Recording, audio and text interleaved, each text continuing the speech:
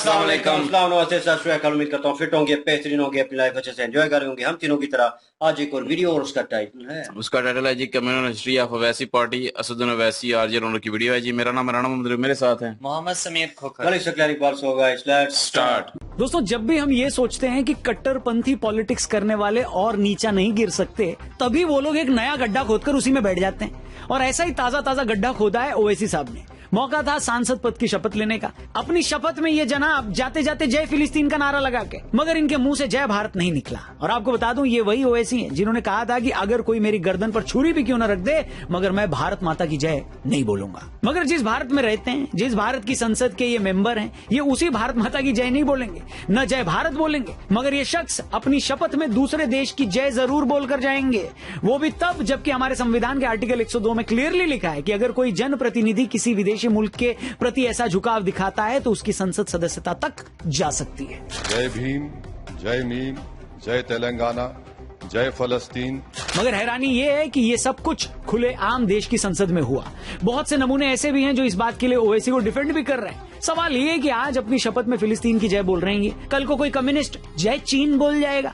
जय पाकिस्तान बोलने के लिए वैसे भी बहुत सारे सांसद फड़फड़ाते ही रहते हैं, और ये सब हुआ तो किस किस को रोकेंगे बताइए। और ऐसा भी नहीं कि ओवैसी ने ये कोई पहला गुल खिलाया। ये वही ओवैसी हैं जिन्होंने 5 दिसंबर 2021 में कानपुर की एक चुनावी जनसभा में मोदी योगी का नाम लेकर पुलिस वालों को धमकी दी थी। ओवैसी ने तब कहा था कि मोदी हमेशा पीएम नहीं रहेंगे, योगी हमेशा सीएम नहीं रहेंगे। जब ये लोग नहीं रहेंगे तब तुम्हें कौन बचाएगा? हमेशा योगी मुख्यमंत्री नहीं रहेगा, हमेशा मोदी प्रधानमंत्री नहीं रहेगा।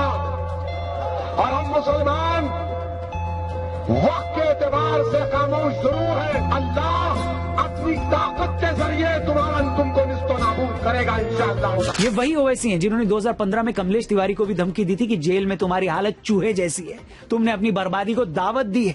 ये वही ओवैसी हैं जिनका भाई अकबरुद्दीन भरी सभा में ऐलान करता है कि 15 मिनट के लिए पुलिस हटा दो तो 25 करोड़ लोग क्या कर डालेंगे। ये बयान हम सब ने सुना है। ये वही ओवैसी हैं जिनका भाई अपने भाषणों में हिंदू देवी देवताओं का मजाक उड़ा चुका है। क्या पूरी दुनिया में ऐसी कोई दूसरी मिसाल हो सकती है जहां एक सांसद संसद में खड़ा होकर अपने देश की बजाय दूसरे देश की जय जयकार के नारे लगाता है? उस सांसद का विधायक भाई भीड़ के सामने खड़ा होकर उस देश की मेजॉरिटी कम्युनिटी को खत्म करने की धमकी देता है, उस देश के सबसे आराध्य देवी देवताओं का अपमान भी करता है। मगर हैरानी है कि एक वर्ग को, एक सेक्शन को ऐसी सियासत में कोई सांप्रदायिकता नहीं दिखती। या तो उनके सारे बयान उनको दिखाई सुनाई नहीं देते, या ये सब देखकर वो अपनी अकल पर बंधी पट्टी मुंह पर बांध लेते हैं और चुप हो जाते हैं। मगर एक बात जो शायद आप में से ज्यादातर लोगों को नहीं पता, और जो शायद किसी सो कॉल्ड लिबरल ने आपको आज तक बताई भी नहीं है, वो है ओवैसी की पार्टी का इतिहास। मुझे बड़ी हैरानी होती है कि कुछ लोग बार बार ये याद दिलाना तो नहीं भूलते कि फला साल में सावरकर ने अंग्रेजों से माफी मांगी थी। वो ये भी दावा करने लगते हैं कि आरएसएस तो आजादी की लड़ाई में लड़ा भी नहीं था। मगर ये लोग आपको कभी ये नहीं बताएंगे कि ओवैसी की पार्टी का इतिहास क्या है। वो आपको ये नहीं बताएंगे कि ओवैसी की पार्टी आज भी उन लोगों को अपना सबसे बड़ा लीडर मानती है जो एक वक्त भारत के बजाय पाकिस्तान में जाना चाहते थे। ये लोग आपको कभी नहीं बताएंगे कि सालों पहले ओवैसी के दादा को उस कासिम रिजवी ने इस पार्टी की कमान सौंपी थी जो हैदराबाद को पाकिस्तान में मिलाना चाहता था, जो सैकड़ों हिंदुओं का कत्ल करने का दोषी था। तो आज के हमारे इस स्पेशल वीडियो में हम आपको ओवैसी की पार्टी के अतीत के बारे में बताएंगे। और एक बार जब आप इनकी पार्टी का अतीत जान लेंगे तो आपको खुद समझ में आ जाएगा कि ये लोग इतना भरे बैठे क्यों हैं। आखिर क्या वजह है कि इनके मुंह से जय हिंद तो नहीं निकला, लेकिन जय फिलिस्तीन बोलने में 1 मिनट नहीं लगता। इसलिए मैं आपसे रिक्वेस्ट करता हूं कि अगली कुछ देर जो भी जानकारी मैं आपको देने वाला हूं उसे ध्यान से सुनिएगा और ये वीडियो और भी लोगों तक पहुंचाइएगा, शेयर जरूर करिएगा। शुरू करते हैं। मैं नहीं लगाता नारा, क्या करते आप?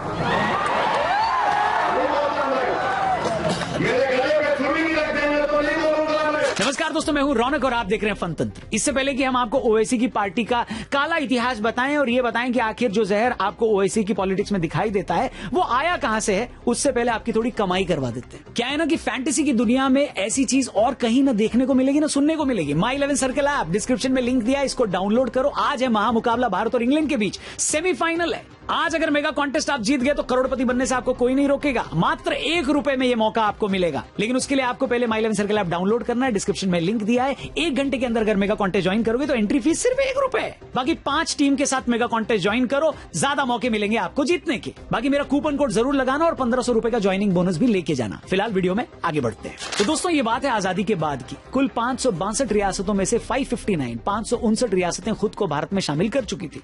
कश्मीर, जूनागढ़ और हैदराबाद रियासत ने इस बारे में अभी तक कोई फैसला नहीं लिया था। उसमें भी सबसे ज्यादा पेट दर्द हैदराबाद के निजाम को हो रहा था। उसको इस बात की चुल्ल मची थी कि या तो हैदराबाद को पाकिस्तान के साथ मिलना है या फिर हैदराबाद को अलग देश बनाना है। ये वो वक्त था जब सरदार पटेल बहुत बार उसे समझा चुके थे कि बाबू मान जाओ, प्यार से मान जाओगे तो ठीक है, वरना दूसरे तरीके से मनाएंगे तो पिछवाड़े में बहुत दर्द होगा। गजब बेइज्जती है। मगर हैदराबाद का निजाम भी लातों का भूत था, सिर्फ बातों से कहाँ मानने वाला था। हैदराबाद के इसी निजाम ने अपनी एक सेना बना रखी थी जिसे रजाकार कहा जाता था। रजाकार मतलब आम लोगों की सेना टाइप, जिसके पास भारी भरकम हथियार थे। अब जो मैं कहने वाला हूं उसे ध्यान से सुनिएगा। इसी वक्त मुसलमानों का एक ग्रुप था जिसका नाम था MIM, जिससे आगे चलकर ओवैसी की पार्टी AIMIM निकली, यानी मजलिस-ए इत्तेहादुल मुस्लिमीन आगे चलकर ऑल इंडिया मजलिस-ए इत्तेहादुल मुस्लिमीन हो गई। अब कहानी सुनिए और ये जानिए कि किस तरह के लोगों ने ओवैसी की इस पार्टी की नींव रखी थी। इसी MIM का उस वक्त चीफ था कासिम रिजवी। हैदराबाद के नवाब ने जो रजाकारों की फौज बना रखी थी, कासिम रिजवी उसका अहम पार्ट था। इन लोगों का सिर्फ और सिर्फ एक ही मोटिव था, हैदराबाद को पूरी तरह से इस्लामिक स्टेट बनाना। ये वो लोग थे जो डेमोक्रेसी को बिल्कुल नहीं मानते थे, जिन्हें भारत में भी शामिल नहीं होना था, और ये लोग पाकिस्तान में जाना चाहते थे। अब हुआ ये कि भारत की आजादी से पहले जब पटेल अलग अलग रियासतों से बात कर रहे थे, उसी दौरान 11 जुलाई 1947 हैदराबाद के निजाम का एक डेलीगेशन भी बात करने दिल्ली आया। जॉन जुबरिज़िकी ने अपनी किताब द लास्ट निजाम में लिखा है कि निजाम इस शर्त पर हैदराबाद को भारत से मिलाना चाहते थे कि उसमें बस फॉरेन अफेयर्स, डिफेंस और कम्युनिकेशन की जिम्मेदारी भारत सरकार की होगी और बाकी चीजें हैदराबाद के निजाम के हाथ में रहे। जॉन अपनी बुक में लिखते हैं कि निजाम की जो भी बातचीत भारत सरकार से चल रही थी वो कासिम रिजवी को पसंद नहीं आई। इसके गुस्से में कासिम रिजवी ने निजाम के करीबियों के घर रजाकारों से घिरवा दी और धमकी दी कि अगर निजाम ने भारत सरकार से समझौते पर सिग्नेचर किए तो तुम्हारे घर जला दिए जाएंगे। ध्यान दीजिएगा, हम उस पार्टी की बात कर रहे हैं जो ओवैसी साहब की पार्टी का एक तरह से गुरु था।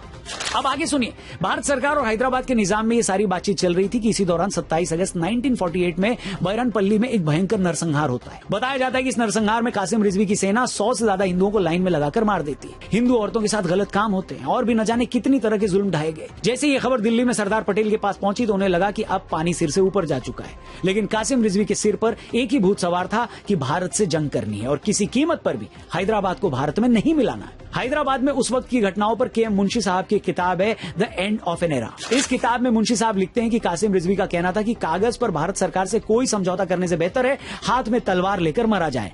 किताब में आगे लिखा है कि इस वक्त तक कासिम रिजवी बेहद कट्टर हो चुका था और अपने भाषणों में खुलकर भारत को कोसता था। उसके हुक्म पर निजाम की सेना हिंदुओं पर दिन रात जुल्म ढाती। कासिम रिजवी के अंदर भारत और हिंदुओं को लेकर जो नफरत भरी थी उसी का नतीजा था बैरनपल्ली नरसंहार। हैरानी की बात यह है कि बहुत सारे वामपंथी इतिहासकार बैरनपल्ली नरसंहार के उस चैप्टर का जिक्र ही नहीं करते, मगर रिजवी के इशारे पर जब रजाकारों ने हिंदुओं की हत्याएं की, उन पर जुल्म ढाए, तो सरदार पटेल के सब्र का प्याला छलक गया।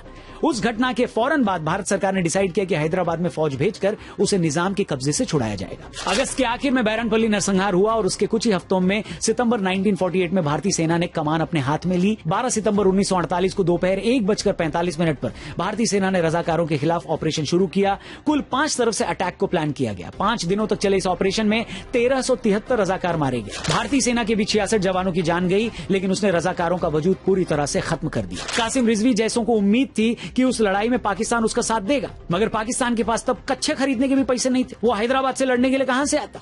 आखिरकार 17 सितंबर 1948 को हैदराबाद के निजाम की भटकी हुई अकल भारतीय सेना के जूते खाने के बाद ठिकाने आ गई और वो हैदराबाद का भारत में विलय करने को तैयार हो गया। कासिम रिजवी को गिरफ्तार कर भारतीय फौज ने जेल में डाल दिया और उसके संगठन MIM पर बैन लगा दिया। उसके बाद 9 साल तक कासिम रिजवी जेल में सड़ता रहा। बाद में भारत सरकार ने उसके सामने शर्त रखी कि तुझे छोड़ देंगे मगर तू भारत में दिखना नहीं चाहिए। कासिम रिजवी ने भी नाक रगड़ते हुए जी हुजूर कहा और वो भारत छोड़कर पाकिस्तान जाने के लिए राजी हो गया। अब यहां पर होती है ओवैसी साहब के दादा हुजूर की एंट्री। पाकिस्तान जाने से पहले रिजवी ने MIM के कुछ लीडर्स के साथ हैदराबाद में एक वकील के घर पर बैठक की। रिजवी किसी नए आदमी को MIM की कमान सौंपना चाहता था, एक ऐसा आदमी जो उसके पाकिस्तान जाने के बाद भी MIM के एजेंडे को आगे चलाता रहे। इस बैठक में ओवैसी साहब के दादा हुजूर अब्दुल वहीद ओवैसी भी थे। कासिम रिजवी ने संगठन की कमान उन्हें सौंप दी। अब्दुल वहीद ने मजलिस इत्तेहादुल मुस्लिमीन यानी MIM का नाम बदलकर AIMIM यानी ऑल इंडिया मजलिस इत्तेहादुल मुस्लिमीन रख दिया। MIM अब तक एक धार्मिक संगठन था, मगर अब्दुल वहीद ओवैसी ने इसे एक राजनीतिक पार्टी बना दिया। उस वक्त से AIMIM हैदराबाद की राजनीति में एक्टिव है और साल 1984 से ओवैसी परिवार का मेंबर यहां से सांसद भी रहा है। हिंदुस्तान, हम 25 करोड़ है ना, तुम 100 करोड़ है ना, तुम तो हमारे से इतने ज्यादा है। 15 मिनट के लिए पुलिस को हटा लो, बता लेंगे किसमें हिम्मत है, कौन ताकतवर है। अब आप में से बहुत से लोग पूछेंगे कि अगर एआईएमआईएम जैसे संगठन में कासिम रिजवी या बहादुर यार जंग जैसे लोग रहे हैं जो खुलकर पाकिस्तान का सपोर्ट करते थे, तो इसमें दिक्कत क्या है? दिक्कत यह है भैया कि अगर आप एआईएमआईएम की वेबसाइट पर जाएं तो वहां अभी भी बहादुर यार जंग को अपने सबसे बड़े नेताओं में बताया गया है। 17 नवंबर 2020 को इंडिपेंडेंट रिसर्चर फैजल सीके ने एक बड़े विस्तार से लेख लिखा, उसे जरूर पढ़िएगा। बहादुर यार जंग के बारे में फैजल बताते हैं कि जंग ने हैदराबाद में कन्वर्जन के जरिए मुस्लिम आबादी बढ़ाने के लिए 1927 में तबलीग इस्लाम की स्थापना की। वो हैदराबाद को मुस्लिम स्टेट के तौर पर देखना चाहते थे। उस वक्त हैदराबाद स्टेट में उर्दू बोलने वाले सिर्फ 1% के करीब लोग थे, लेकिन वो उर्दू को हैदराबाद की ऑफिशियल जबान बनाना चाहते थे। उस वक्त कुल आबादी में मुसलमानों की आबादी सिर्फ 15% थी, मगर ऊंचे ओहदों पर 75% मुस्लिम थे। ऐसे एक नहीं बहुत सारे एग्जांपल्स हैं जो ये साबित करते हैं कि एमआईएम का सिर्फ और सिर्फ एक ही मकसद था, मुस्लिम स्टेट बनाना। 80%, 80% हिंदू आबादी को माइनॉरिटी की तरह ट्रीट करना। आरवमुडो अयंगर कमीशन ने जब हैदराबाद के एडमिनिस्ट्रेटिव पदों में हिंदू और मुसलमानों को बराबर भागीदारी देने की बात की, तब भी एमआईएम ने इसका विरोध किया था। आजादी के वक्त जब वंदे मातरम हर किसी की जबान पर था, उस वक्त हैदराबाद के निजाम ने हैदराबाद के स्कूलों और सभी गवर्नमेंट ऑफिसेज में उस पर बैन लगा रखा था और एमआईएम इस फैसले का सपोर्ट करती थी। इसलिए आज की एआईएमआईएम अगर बहादुर यार जंग को अपना सबसे ऊंचा नेता बताती है, तो आप समझ सकते हैं कि उनकी सोच तब की एमआईएम से कितनी बदली है। अगर उस वक्त ये लोग वंदे मातरम से नफरत करते थे, तो आज भी करते हैं। उस वक्त कासिम रिजवी जैसे अगर हिंदुओं को मारने के आदेश देते थे, तो आज भी अकबरुद्दीन जैसे यही तो हसरत पाले हुए हैं। उस वक्त उनका एजेंडा सेक्युलर देश की बजाय इस्लामिक स्टेट था, तो आज भी जब ओवैसी जैसे लोग योगी और मोदी के न रहने की बात करके पुलिस को धमकी देकर यही बता रहे होते हैं कि वक्त आने पर हम वही करेंगे जो हम चाहते हैं। इसीलिए दोस्तों, जब ओवैसी जैसे नेता संसद के मंच पर जाकर जय फिलिस्तीन बोलते हैं मगर जय भारत नहीं बोलते, तो ये यूं ही नहीं हो जाता। ऐसा नहीं है कि उनके दिमाग से निकल गया या उनकी जुबान टूट गई। दरअसल ऐसा करके वो 140 करोड़ लोगों को, खासकर अपने वोट बैंक को यही मैसेज देना चाहते हैं कि तो क्या हुआ जो मोदी फिर से पीएम बन गए। मेरे लोग अगर मुझे वोट देकर जिताएंगे तो मेरे लिए भारत की जय से पहले जय फिलिस्तीन ही रहेगा। और जैसे कि मैंने कहा, ये लोग फिलिस्तीन के लोगों को मजलूम बताकर उनकी वकालत करते हैं। मैं कहता हूं करो, करनी भी चाहिए, मगर मैं पूछता हूं भाई, अगर तुम्हें दुनिया के मजलूमों की इतनी फिक्र है तो कभी बांग्लादेश में हिंदुओं पर हो रहे जुल्म पर भी बोल दो। कभी पाकिस्तान में हिंदू और सिख बच्चियों के हर रोज कन्वर्जन पर भी जबान खोल लो। अगर तुम्हारा दिल वाकई लोगों पर होने वाले जुल्म पर दुखता है, तो ये कैसा दिल है जो पीड़ित का मजहब देखकर धड़कता है। पीड़ित अगर अपने मजहब का है, उसके नाम पर आंसू बहाकर 2 वोट अगर तुमको मिलेंगे तो तुम रो लोगे, लेकिन पीड़ित तुम्हारा वोट बैंक नहीं है तो वो भाड़ में जाए। बस इसी बेशर्मी को पूरे देश के सामने आना चाहिए। साथ ही लोगों को यह भी पता लगना चाहिए कि जिस जहरीली सोच से ये राजनीति निकली है, उसकी जड़ें कहां हैं। और क्या ही कहूं।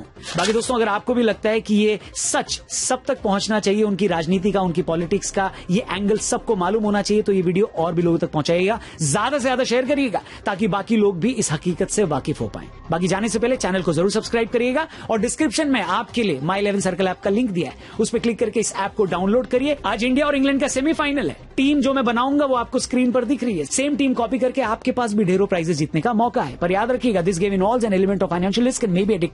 Please play responsibly and at your own risk. Thank you for watching. जल्दी मिलेंगे, वीडियो को लाइक करके जाइएगा। जय हिंद, जय भारत।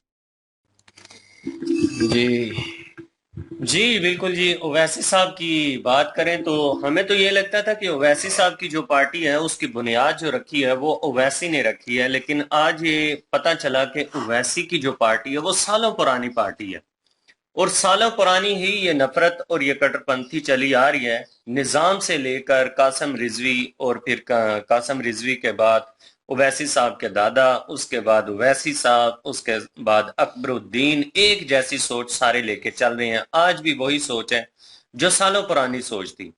ओवैसी साहब के पास मेरे ख्याल में कोई भी ऐसा काम नहीं है, ऐसी कोई चीज नहीं है जिससे वो लोगों को दिखा सकें कि ये काम उन्होंने किया है, जिसकी वजह से वो लोगों की वोट बैंकिंग हासिल कर सकें। उनके पास सिर्फ एक ही मुद्दा है, एक तो हिंदू और मुस्लिम वाला चूरन, और दूसरी चीज है उनके पास नफरत। और नफरत इस कदर इंतहा की ओवैसी साहब के अंदर पाई जाती है कि भाई आप हिंदुस्तान में खड़े हैं, आपको हिंदुस्तान की अवाम ने वोट दी है, आप हिंदुस्तान की अवाम की वजह से इज्जत आपने पाई है, हिंदुस्तान का खाते हैं, हिंदुस्तान का पहनते हैं, सारी सहूलियात आपको हिंदुस्तान दे रहा है। शपथ आप ले रहे हैं तो आप जय फिलिस्तीन कह रहे हैं, वहां पे जय फिलिस्तीन कहना तो आपका बनता ही नहीं है, जय हिंद आपका कहना बनता है, क्योंकि आप हिंदुस्तान के नागरिक हैं, आप वहां पे रहते हैं, आपको सारी चीजें हिंदुस्तान की वजह से मिली हैं। आज आप जो कुछ भी हो ना, वो हिंदुस्तान की वजह से हो। और इंसान को जिस देश ने पहचान दी हो, इंसान जो है उसको इतना एहसान फरामोश नहीं होना चाहिए कि उस पहचान देने वाले देश के खिलाफ ही हो जाए, वो विरोधी बन जाए उठकर उस देश का। अगर आपने जे फिलिस्तीन कहना, हमें इस बात के ऊपर एतराज नहीं है कि जे फिलिस्तीन आपने क्यों बोला, लेकिन हमें इस बात के ऊपर एतराज है कि शपथ लेने वाले टाइम पे आपका जे फिलिस्तीन बोलना नहीं चाहिए था। उसके बाद अगर आप फिलिस्तीन के ऊपर कोई बातचीत करते हैं या ये आप कहना चाहते हैं कि वहां पे जुल्म और सितम हो रहा है, नहीं होना चाहिए, चलें वो कोई बात बनती है, लेकिन सबसे पहला जो नारा है वो एज अ हिंदुस्तानी आपके देश का आपको लगाना चाहिए था। उसके बाद आपको दूसरे कंट्री के ऊपर बात करनी चाहिए थी। और दूसरी चीज ये कि यहाँ पे हमें एतराज इनके दोगलेपन पर है, इनकी जो डबल स्टैंडर्ड वाली सोच है उसके ऊपर भी एतराज है। इनको फिलिस्तीन में होने वाले जुल्म सितम नजर आ रहे हैं, वहां पे इन्होंने जे फिलिस्तीन बोला, फिलिस्तीन के हक में ये अक्सर आवाज उठाते हुए हमें नजर आती हैं, लेकिन इनका ये डबल स्टैंडर्ड वाली जो सोच है, इनको ये नजर क्यों नहीं आता कि बांग्लादेश में जो हिंदू लोगों के साथ ज्यादती हो रही है वो भी गलत हो रहा है, उसके ऊपर भी आवाज उठाएं। जो पाकिस्तान में, अफगानिस्तान में या जितने भी दूसरे कंट्री हैं जहां पे भी इंसानियत के खिलाफ जुल्म और सितम हो रहा है, उन सब कंट्रियों में ये आवाज उठानी चाहिए इनको, कि कहना चाहिए इनको कि यार फलां कंट्री में भी गलत हो रहा है। क्योंकि आप एज अ इंसानियत बोलें, एज अ धर्म को लेकर ना आए दरमियान में। जुल्म और सितम कहीं पर भी हो, वो जुल्म और सितम ही होता है। जब तक इंसान जो है वो सोच इंसानियत की लेके नहीं चलता, सिर्फ एक धर्म एक पक्ष को लेके चलता है, तो फिर वो नेगेटिव और कट्टरपंथी वाली सोच ही उसको कह सकते हैं। उसको इंसानियत का दर्जा नहीं दिया जा सकता कि ये इंसानियत के लिए आवाज उठाई जा रही है।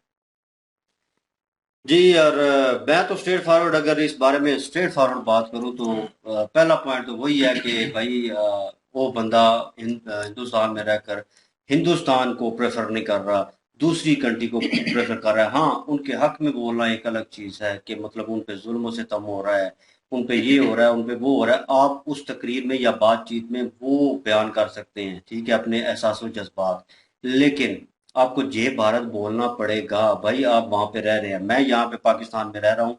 मैं लाख चाहूँ कि मुल्क में यार जो सियासतदान बुरा कर रहे हैं, सारा सिस्टम बिगड़ा हुआ है, ठीक है, हमें सहूलतें नहीं मिल रही, हम जलील हो रहे हैं, लेकिन एट दी एंड अगर कोई बोले यार तुमने पाकिस्तान जिंदाबाद नहीं बोलना, तो भाई ये नहीं हो सकता। हम यहाँ पे रहते हैं, फिर वो अलाली खून वाली बात नहीं रहती, ठीक है, तो वो करना पड़ता है। वो जज्बा ऑटोमेटिकली होता है आप में कि यार वो अंदर से चीज जो है वो निकल के आती है। इन लोगों में कट्टरपंथी नो डाउट, मैं अपना पर्सनल ओपिनियन दे रहा हूँ, इन भाई साहब का अलग होगा, लेकिन मैं ये कहना चाहता हूँ कि यार इन लोगों में कट्टरपंथी स्टार्टिंग से नजर आती है। वो कहते हैं ना कि अगर आप कोई गलत काम करते हैं ना तो आपकी पिछली नस्ल जो है ना वो गिनी जाती है। फिर एक बार वो हिस्ट्री निकाल के ले आते हैं अगले कि यार तेरी तो मतलब वालदैन ऐसे थे, तेरा तो चाचा ऐसा था, तेरा मामा ऐसा था। वो पूरी एक फैमिली की हिस्ट्री निकाल के ले आते हैं सिर्फ एक बंदे की वजह से, एक बंदे की गलती की वजह से। अब असदुद्दीन अवैसी जो इस तरह के बंदे हैं, मतलब आप तकरीर में कर रहे हैं, जो भी आपने डिबेट करनी है, आपको आजादी दी हुई उन्होंने, भाई आप करें, मुस्लिम पक्ष के हक में कर रहे हैं करें, लेकिन पॉजिटिव वे में करें, नेगेटिविटी मत फैलाएं। आप तो तोड़ने की कोशिश कर रहे हैं मुल्क को, और ये चीजें नजर नहीं आती। मैं स्ट्रेट फॉरवर्ड आप लोगों को कहना चाहता हूँ, ऐसे बंदे को, ये बंदे जो है ना असल सूरत में ना ये नासूर है इंडिया में, अगर बोला जाए तो। पाकिस्तान में तो बहुत सारे हैं, वो उनको तो निकाल नहीं सकते, ये तो मुल्क ही उनका है, लेकिन वहां पे इन चीजों का ध्यान करना पड़ेगा। क्यों? मुझे लग रहा है कि आने वाले वक्त में ये पाकिस्तान वाले हालात जो है ना भारत में ना बन जाए, क्योंकि इस तरह के बंदे जो है जो स्ट्रेट फॉरवर्ड कह रहे हैं कि 5-10 मिनट के लिए पुलिस हटा दो, फिर देखना क्या होता है। मतलब आप सिविल वार छेड़ना चाहते हो या क्या दर्शाना चाहते हो कि मतलब अपना हक जताना चाहते हो या कुछ ऐसा करना चाहते हो, वो किसी पार्टी के या पता नहीं कर लें कोई जलसा होना था या वटेवर जो भी था, उस दौरान ये बात की गई है, ये जो उन्होंने चलाया है। अकबरुद्दीन अवैसी ने ये बात की है और जलसे के दौरान की है, मुस्लिम संगठन वहां पे बैठा हुआ था और असदुद्दीन अवैसी की शह पे की है, क्योंकि छोटा भाई है असदुद्दीन अवैसी का अकबरुद्दीन अवैसी, नहीं, वो उसी रास्ते पे चल रहा है, पुरानी वीडियो है वो, बेशक पुरानी है, लेकिन वो वीडियो सोच पुरानी नहीं है, लेके ये चल रही नया है, ये नया क्लिप है, ये जो उन्होंने चलाया ये तो कर ले के हफ्ता 2 हफ्ते हुए होंगे। ये जो इन्होंने असदुद्दीन अवैसी ने जो कहा है, ये जो असदुद्दीन अवैसी वो ने तो- पुराना था जो हाँ। वो बयान दे रहा था, पुलिस हटा के देख लो। वो तो बहुत पुराना है बहुत ना। पुराना है, लेकिन ये इसने जो शपथ ली है ना इस दौरान ये की नहीं, बात। ये बाद में कोई बयान की बात कर रहा है। ये जे फिलिस्तीन वाली बात कर रही है ना, उससे पहले की बात हो रही है एक। वो जो बीच में इसने एक नारा लगाया था, वो हमने बिहार में वीडियो भी की है उसकी। हाँ, मोदी जय और माता योगी वाला, भारत नहीं, बिल्कुल। मतलब बोलना मेरी छुरी रख दो, वो भी पुराना है। वो भी मोदी पुराना, और बिल्कुल, योगी वाला वो भी भी पुराना है। मेरे ख्याल में इतना पुराना क्लिप नहीं है। मोदी योगी वाला तो अभी क्या है ना, जब राम मंदिर बना था, वो तब का है, वो तब का है। अयोध्या जब मंदिर की बात नहीं है। यार, इन लोगों को इस चीज की तमीज होनी चाहिए कि इनकी जो पार्टी की जो बुनियाद यहाँ से रखी गई है, जहां से इनकी शुरुआत शुरू हुई है, उन लोगों को जब उन लोगों ने लिमिट क्रॉस की, क्योंकि ठीक है फ्रीडम ऑफ स्पीच हिंदुस्तान में है, लेकिन ये नहीं है कि फ्रीडम ऑफ स्पीच का मतलब ये नहीं है कि आप हिंदुस्तान के तोड़ की जड़ों को कमजोर करना शुरू कर दें या वहां के जो एक माहौल बना हुआ है उसको खराब करें, उसी देश के खिलाफ आप आवाज उठाना शुरू कर दें जिस देश ने आपको इतनी इज्जत और इतना एहतराम दिया है। वरना अगर आप इन चीजों से बाज ना आए तो आपके साथ भी वो कासम रिजवी वाला हिसाब हो जाना है। फिर आप लोगों ने कहना है जी कि देखें जी हिंदुस्तान में मुसलमानों के साथ क्या हो रहा है। तो मुसलमानों को भी तो चाहिए ना कि अपनी जुबान के ऊपर कंट्रोल करें और अपनी लिमिट को क्रॉस ना करें, लिमिट में रहें। इसमें कोई शक नहीं। बिल्कुल जी। और मैं बात करूंगा कि एक तो पहली बात कि वो जब उन्होंने आरजे रौनक भाई ने जो है वो एक लॉ निकाला कि जो अगर कोई कहेगा तो उसका वो जो है वो पद खत्म हो जाएगा, पार्लियामेंट में वो सीट खत्म हो जाएगी। लेकिन कल हमने जो है वो मेजर साहब की वीडियो की थी, तो उन्होंने कहा था कि ये लॉ चेंज हो चुका है और अब इस पे कोई पकड़ नहीं है और कोई मतलब कि ये सीट नहीं जाएगी। तो वो क्लियर कीजिएगा कि दोनों में से क्या मतलब ठीक है। ज़ाहिर है अभी तक नहीं वो उतरे, तो इसका मतलब कि वो मेजर साहब की बात ठीक है कि अभी ला शायद हो सकता है चेंज हो गया हो। तो बाकी रही बात जे फलस्तीन बोले कोई मसला नहीं है, हम भी बोलते हैं। और लेकिन मसला ये सिर्फ ये है कि अगर आप जे फलस्तीन बोल रहे हैं तो वहां पे आपको जे भारत भी बोलना चाहिए था, क्योंकि आपका मुल्क है वो किसी और का मुल्क नहीं है, वो आपका मुल्क है। और जो मुसलमान वहां पे रह रहे हैं उन सब का मुल्क है, उन सबको जय भारत बोलना चाहिए, जय हिंद बोलना चाहिए, जय इंडिया बोल लें जरूर। जय भारत का तो नारा आता है, नो डाउट। एक बात कह रहा हूँ, भारत माता की जय, उसमें जो है वो कुछ जो है ना मिस कंसेप्ट जो है ना वो है कि भारत माता मतलब माँ, मतलब कुछ जो है ना मुस्लिम जो है, सीधी बात कर रहा हूँ, वो जोड़ते हैं इसको मजहबी नारे के साथ। भारत माता के, भारत की जो माँ है मतलब के देवी जो हैं मेरे ख्याल में उनसे जोड़ते हैं, तो उस हिसाब से वो जो है बोलते नहीं है फिर तो। लेकिन मैं जो इस नारे को लेता हूँ भारत माता की, ये मतलब भारत तो जाहिर है आपकी माँ है, अब जैसे कि पाकिस्तान है ये हमारी माँ है, ये जमीन हमारी माँ है, ठीक है। अगर उस हिसाब से है भारत माता की जय तो जरूर बोलना चाहिए मुसलमानों को यार, ये चीज नहीं है। अगर हाँ वो मजहबी नारा है तो फिर आप बोले या ना बोले वो आप पे डिपेंड करता है, लेकिन जय भारत तो लाजमी बोलना पड़ेगा, क्योंकि आप उस मुल्क का खाते हैं, आप उस मुल्क में रहते हैं, तो आपको बोलना ही पड़ेगा जय भारत, और दिल से बोलें। इसमें यह नहीं है कि आपको मजबूरी है कोई छुरी रख के बुलवाएगा, आपकी जो है वो समझ ले दिल से बोलें। आप वहां का खाते हैं, आप वहां पे रहते हैं, तो आपका फर्ज बनता है कि अपने हिंदुस्तान के लिए जो है वो ये जय भारत बोलें, जय हिंदी, जो जय हिंद बोलें, जय हिंदुस्तान बोलें, तो लेकिन बोलना जरूर चाहिए। ये इन्होंने नहीं बोला, ये वाकई कल भी मैंने नोट नहीं किया, लेकिन आज मैंने नोट किया जब इन्होंने मेंशन किया तो वाकई इन्होंने नहीं बोला। तो ये चीज जो है वो असदुद्दीन अवैसी ने जो है वो गलत की है, और जो गलत है वो गलत है। लेकिन अगर देखा जाए कि पहले पार्टी, ये तो मुझे पता था कि पहले पार्टी ये उस वक्त से चली आ रही है जब पाकिस्तान बना था, क्योंकि इन्होंने पाकिस्तान ये हर अपनी जो है तकरीर में कहते हैं ना कि हम जो है पाकिस्तान के खिलाफ थे, हमारे बड़े दादा जो है वो पाकिस्तान तो नहीं गए, हमने तो इंडिया में रहना पसंद किया, हम इंडिया के शहरी हैं, हम इंडियन हैं, वो ये मानते हैं, हर वीडियो में ये कहते हैं, पाकिस्तान को बुरा भला भी कहते रहते हैं। कोई बात नहीं, सारे कहते रहते हैं, ये क्या बात है। तो बहरहाल ये है कि अपने मुल्क को जो है वो सही रखना चाहिए। और लेकिन मुझे ये चीजें जो है निजाम की सारी ये वो लटरम पटरम ये थोड़ा बहुत जो है ना वो नहीं पता था, तो ये जो है आरजे रौनक भाई की वीडियो की वजह से ये पता चला कि वहां पे हैदराबाद में, पहले भी हमने एक वीडियो की थी हिस्ट्री में, जूनागढ़, हैदराबाद और कश्मीर, ये 3 स्टेट थी, तो इनमें जो है वो थोड़ा सा विरोध था। तो उस वक्त हैदराबाद पे जो है वो उन्होंने भी बताया था, नीतीश मेरे ख्याल नाम है उनके चैनल का, उन्होंने वीडियो बनाई थी। तो वो हैदराबाद पे जो है वो बाद में इंडियन फौज ने जो है वो हमला करके जो है उसको अपने अंडर ले लिया था और बाद में अपने नाम करवा लिया था। तो वो क्या वजह थी, वो यही वजह थी कि वहां पे जो है वो सारे चाहते थे कि अलहदा मुल्क हो जाए। लेकिन ये है कि अगर आप स्टेट का जो जैसे कश्मीर था पहले, तो आपको इंडिया से मिलना चाहिए था, क्योंकि आप बीच में इंडिया के हैं यार, बीच में अगर साइड पे होता ना तब भी मैं मानता कि चलो ठीक है कि अलग मुल्क बन जाता, लेकिन वो बीच में है, तो बीच में तो फिर इताअत तो करना पड़ेगा ना इंडिया के साथ। अब पाकिस्तान के बीच में कुछ हो तो पाकिस्तान के साथ इताअत करना पड़ेगा उसको। अब बीच में ये तो नहीं है ना कि अल्लाह के मुल्क बना के बैठ जाए, होंगे, लेकिन ये है कि अजीब लगता है ना फिर तो फ्रांस वो। और जर्मनी के दरमियान भी है ना एक, पता नहीं, वो आपने वीडियो की थी जिसमें वो बता रहे थे, पता नहीं फ्रांस और जर्मनी के दरमियान था एक मुल्क, और वो जो है वो मसला बना हुआ था। ये इसी तरह ही कश्मीर वाला सिलसिला जो है ना इंडिया पाकिस्तान नहीं, वाला, कश्मीर तो चलो थोड़ी साइड पे है ना। एक बात कर रहा हूँ, वो इधर से भी इंडिया के एक नुक्कर पे वही आता ना है, साहिब पाकिस्तान के भी एक नुक्कर तो पे वही। आता है, वो तो चलो मान लिया एक अलग मुल्क भी बन सकता है अगर बनना चाहे तो। लेकिन अब बात ये है ना कि जो हैदराबाद है वो, उसकी समझ नहीं आती वो कैसे मुल्क बनता, वो बीच बशकार में है, बीच में बिल्कुल। दोनों के बीच में।